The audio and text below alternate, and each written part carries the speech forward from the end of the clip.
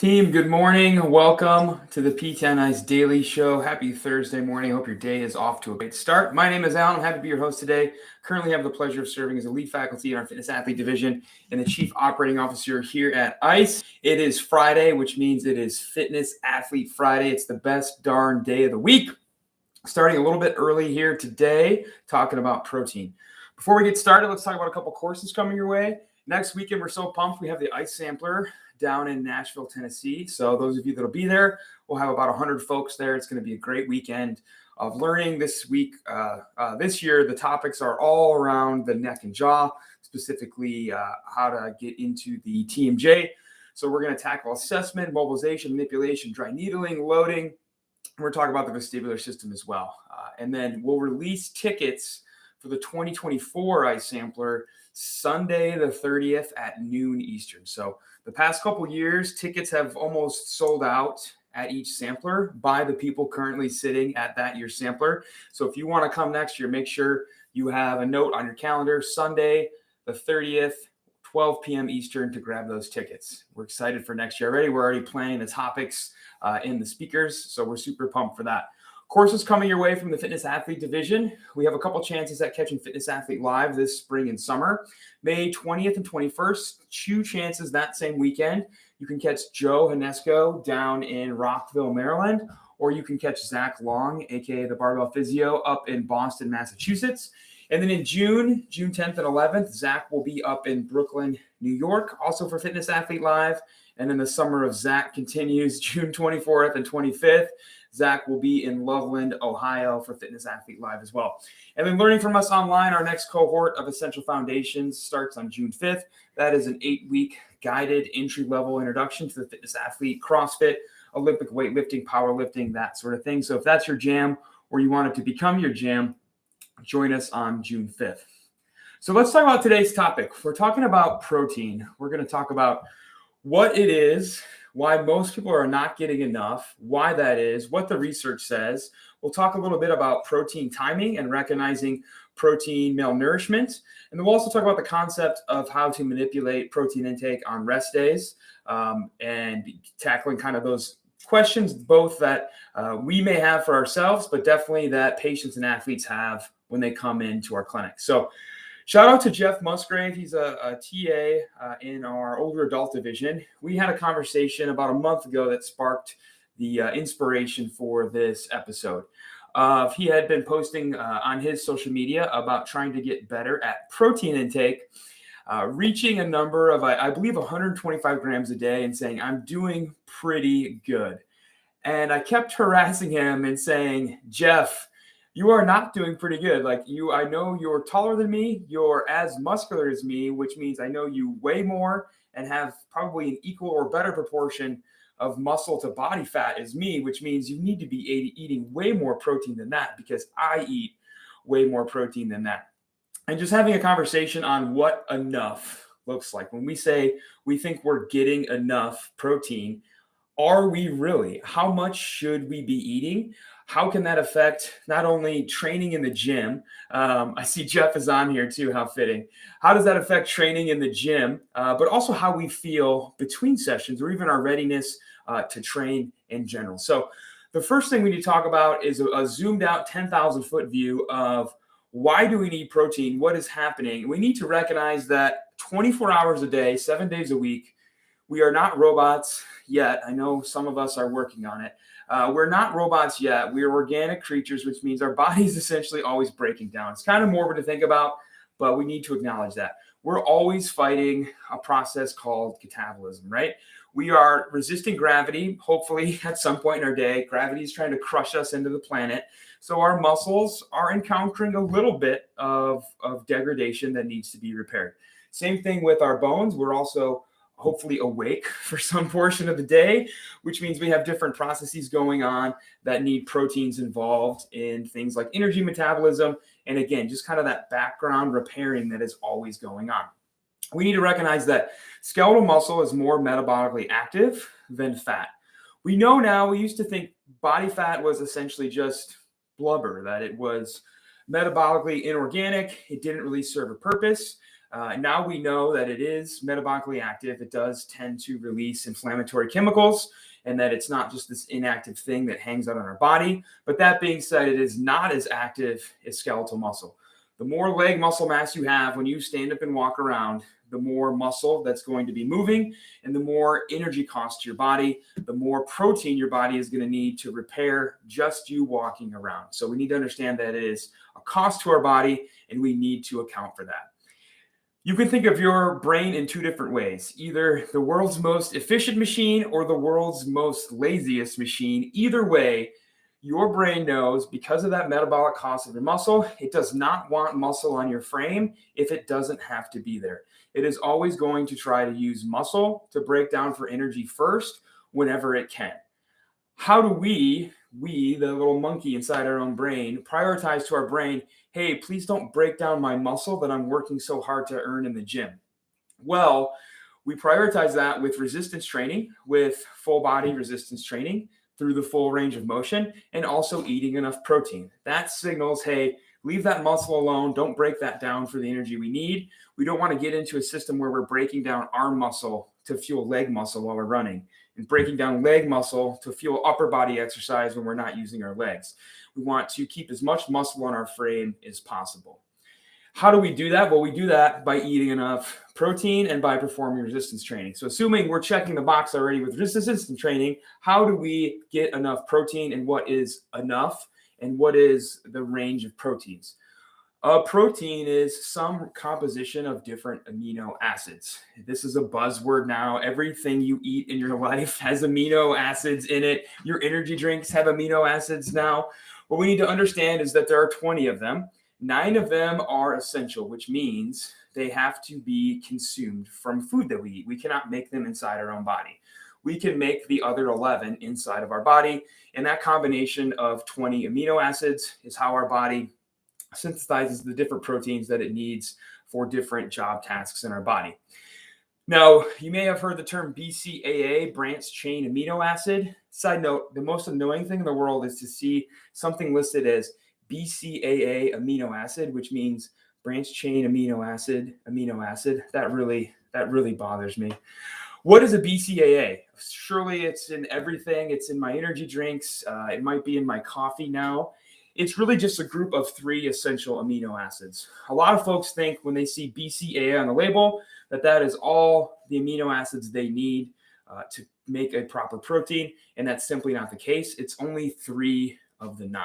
However, it is the 3 that are most important for skeletal muscle synthesis, but just eaten on their own, worthless. So we need to consume all 9 from various foods, make the 11 that we can make to get all 20, to make all the different proteins that we can use in our body. Again, to repair that background damage that's going on from just existing, to fuel skeletal muscle energy and overall energy metabolism in our body. And also protein is very useful in our immune system. So what are the recommendations? There's a lot of different research on this. Sorry, annoying cat. A lot of different research on this. I always go to ISSN, the International Society of Sports Nutrition. They have their own journal, the Journal of the International Society of Sports Nutrition. They do a very good job of being the resource for a lot of different supplement and food recommendations. Why? They synthesize all of the articles published in the dietetics and nutrition field every year in a series of position statements. There are 2 million scientific journal articles published every year. There is no possible way any one of us individuals could read even a fraction of that to have any sort of idea about any specific topic. That being said, as an organization, they cover the diet and nutrition realm of scientific journals very well, reading hundreds and thousands of papers per year and publishing these position statements based on what all of the research says. And what you'll find in these position statements is they're often referencing hundreds and hundreds and hundreds of articles.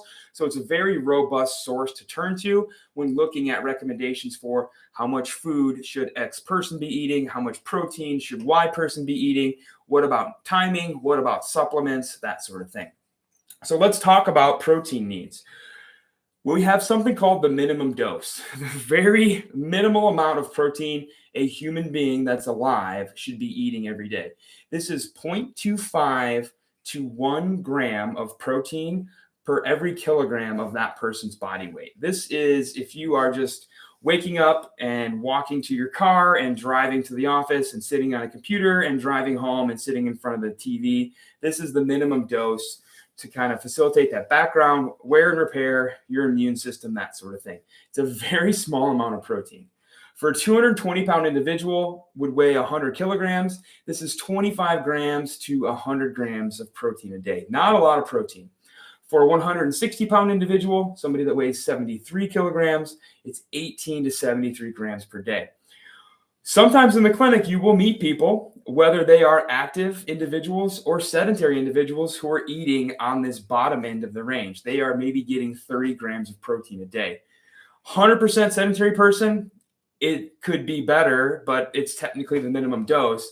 But definitely when you're seeing those numbers out of an individual that you know is active 4 to 6 days a week, running, CrossFit, powerlifting, Olympic lifting, whatever they're doing, if they're doing higher volume, higher intensity training on a regular basis, you should automatically have a flag in your head that they are not eating enough. Now, what does ISSN recommend for recreationally active individuals? Individuals exercising 4 to 6 days per week. Those numbers go up a lot. 1.4 to 2 grams of protein per kilogram of body weight. That same 220-pound individual who weighs 100 kilograms should be eating 140 to 200 grams of protein a day. That 160-pound individual that weighs 73 kilos, 102 to 146 grams per day. And this is where we meet a lot of our active folks who are not anywhere close to this, right? Who are maybe underneath this range or right at the bottom when they have a lot of room to go in that range. And then finally, the final recommendation here is an even higher dose of protein per day for those who want to maintain muscle mass that are currently eating at a caloric deficit. So anybody who's not eating enough food, whether they can't fit it into their schedule and it's not on purpose, or they're intentionally trying to lose body fat, they're trying to lose weight, but we want to maintain that muscle mass, keep performing resistance training. That's the first recommendation. The second recommendation is boost that protein intake, 2.3 to 3.1 grams of protein per kilogram of body weight. That looks like for that same 220-pound individual that weighs 100 kilos, 230 to 310 grams of protein per day. And that 160-pound individual who weighs 73 kilos, 168 to 226 grams of protein per day. So now we definitely have patients and athletes that fall into this population, folks trying to lose weight that are also active, right? They're trying to use diet and exercise to lose weight. They should be eating more protein. And this is definitely where you'll find, if you start to measure and track this with them, that they are nowhere close to that. I myself am in this category. I am trying to lose about 10 more pounds. I started last April on a really slow cut at 235 pounds. I'm 200 today, and I'm trying to finish at about 190 pounds. I'm aiming for 225 grams of protein intake per day. So I'm trying to be in this category of eating above, trying to maintain muscle mass while in a caloric deficit.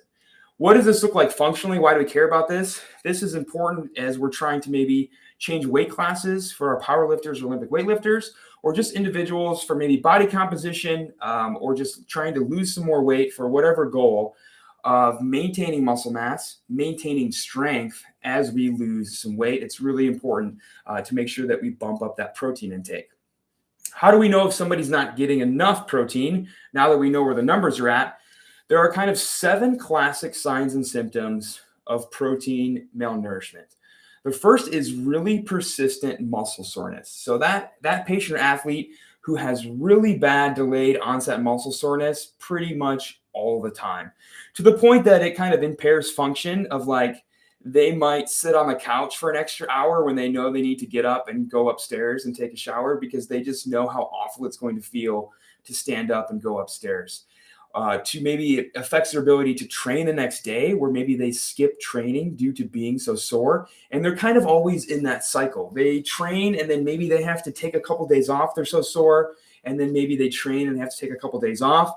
The first is to make sure we encourage them to go to the gym so that they get used to that feeling. But if they're training 4 to 6 days a week and it's just agonizing, they have that persistent background muscle soreness, check into the programming, make sure they're not doing too much volume, but also check into their protein intake. Are they eating enough protein to repair themselves from the damage that's being done? You can imagine a person only eating 30 or 40 grams a day that may be doing something like CrossFit 4 to 6 days per week is probably going to be in this category of having a lot of soreness, a lot of fatigue, and just not feeling that well due to protein intake. So fatigue is the next symptom here of just that persistent fatigue, almost to the point where exercising kind of ruins their day, where they just feel a low amount of energy throughout the rest of the day.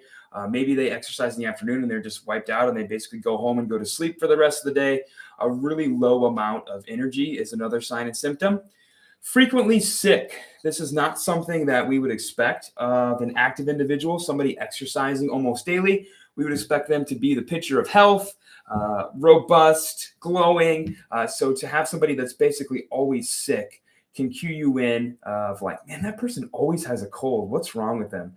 Again, protein has a very important function in our immune system. So make sure we're checking out protein intake. Mood changes and mood swings are another sign and symptom. Somebody that is kind of moving through all of the different moods available to human being, that maybe feels on edge sometimes, down sometimes, just otherwise feels like their mood is not the greatest. Obviously, a flag in your head for maybe some mental health concerns, but again, maybe something that can be fixed with just more protein intake. I had a pair of clients one time when I was an exercise physiologist who had found a diet called the low protein diet. And they had taken all protein out of their diet and they were just eating carbs and fat. And one of the regular complaints was muscle soreness, fatigue, but also just really poor mood of being unable to really do anything at home, being super tired, super sore, and just being on edge with each other all the time. And when I finally figured out how they were eating and what they were eating, I instantly recommended that they eat some more protein. So that day after the gym, they went and had a steak dinner. And when they came back the following day, their mood was 180 degrees different. They had never been more happy since they had worked with me. So, it could be something mental health going on, but it could just be super low protein intake as well. Brittle hair and nails is another sign and symptom here of protein malnourishment. That's, I would say, really rare. That's somebody who's maybe been malnourished for a long period of time. We're likely not going to see that with most of our patients, but it should be on your mind. Persistent hunger, this is obvious. Somebody undereating protein is not getting enough calories in general as usual. So that person who is basically feeling hungry all day long. And then finally, swelling. I would say this is more relevant in our sedentary and older adult populations, that one of the proteins, albumin, is responsible for controlling swelling. So somebody who has unexplained swelling in the extremities in the hands or feet, that really you can't figure out the source of the swelling otherwise, nothing may be going on with the lymphatic system, that can be a cue that maybe protein is the marker there as well. So the signs and symptoms of protein malnourishment. Now we know how much we need to get or should be getting. We know signs and symptoms of not getting enough. When should we eat it? This is kind of a hotly debated topic on social media of protein timing. Many have talked about a concept called the anabolic window. The research would no longer support that concept of the fact that you must eat within a very short amount of time of exercising, and it has to be a meal that has a lot of protein. We really see that's not the case anymore.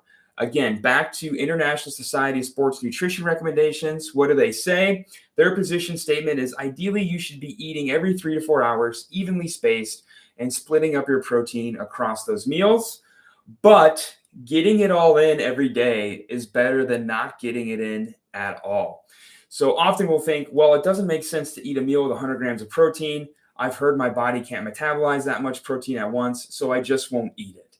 No, get it in. It's better to get it in and not be able to use all of it than not get any of it. So make sure that we are trying to split it up if that works for your schedule, if you're able to split it up evenly across your day. But if you're not, just try to get it in however you can.